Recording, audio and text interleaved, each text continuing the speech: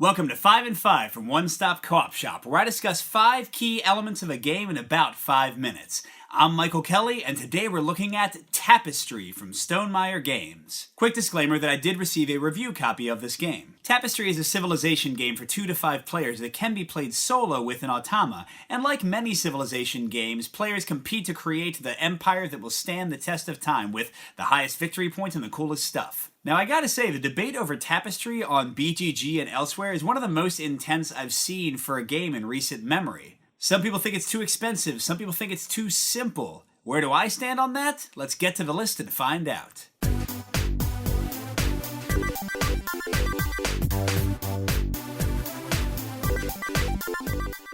We're going to start with a con that goes right into that ongoing debate, and that's the capital board, and how unthematic and frankly somewhat boring it feels. There's nothing inherently wrong with this system. It is kind of fun to do the polyomino puzzle and figure out which buildings go where and how to get the most points for yourself.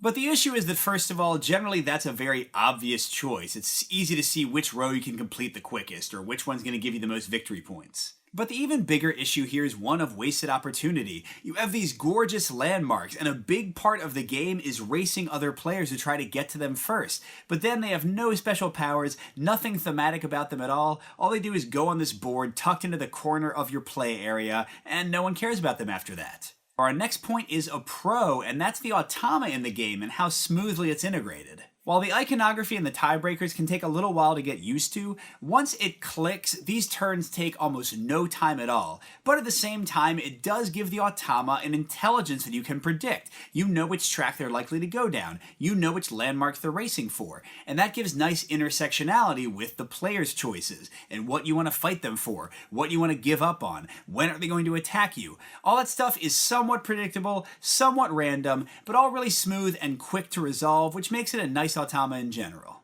Next we have a mix, and that's one of the 2 core turn types in the game, in this case the income turns that each player will take 5 times throughout the game. On the positive side, there are some fun mechanics with income turns. First of all, I love the choice of when to take one of them, because you can go into an income turn whenever you want, and you'll gain your victory points, and you even get some bonus resources and deny the Automa some bonus victory points by doing so early. But if you wait, you can leverage your resources more effectively, build up your empire better, so it's a tough choice, not always an obvious one. And also, this is the main place where you get that feeling of growing an empire, because in the early turns you're only getting like 4 resources, and by the end you could be getting 8 or 12, and at first you're getting 0 victory points, and by the end you're getting 30 or 40 or 50, so that feels nice.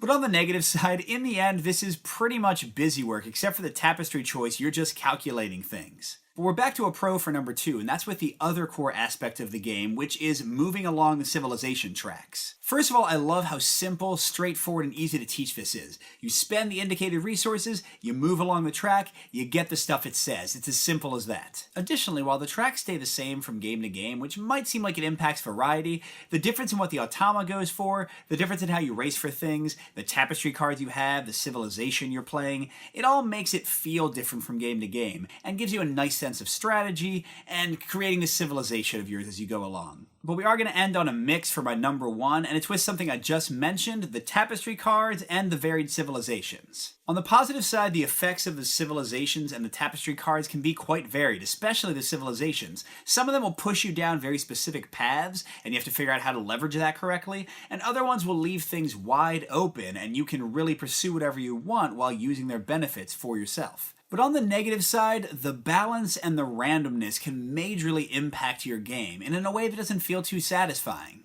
Now, I have not played this game enough to say I'm an expert or to say that this civilization is objectively better than that one. My scores have been pretty similar almost every time I've played, so I haven't seen anything that's vastly under or overpowered. But the bigger issue is what you draw and how it synergizes how your civilizations and the tracks you're moving along match up with the tapestry cards you draw.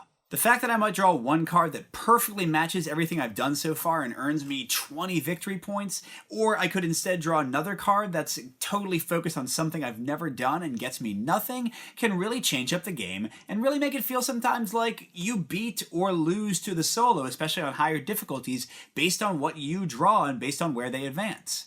Overall, I really enjoyed Tapestry Solo. It was one that I wanted to set up again and again, try different tracks, explore different civilizations, just see how the game worked in different fashions. But that being said, as streamlined as this game is, and I do appreciate that it's very simple to teach and to play, I wish there was a bit more civilization here. I wish that the capital board was more interesting. I wish that the Tapestries and Civilizations had a little bit more control over how you get their synergies together. And I think if you're really looking for a thematic experience here, if you're really looking for an epic feeling civilization game, this isn't it. It's still a good game, I still really enjoy it, but it's not going to hit that sweet spot that some players are looking for.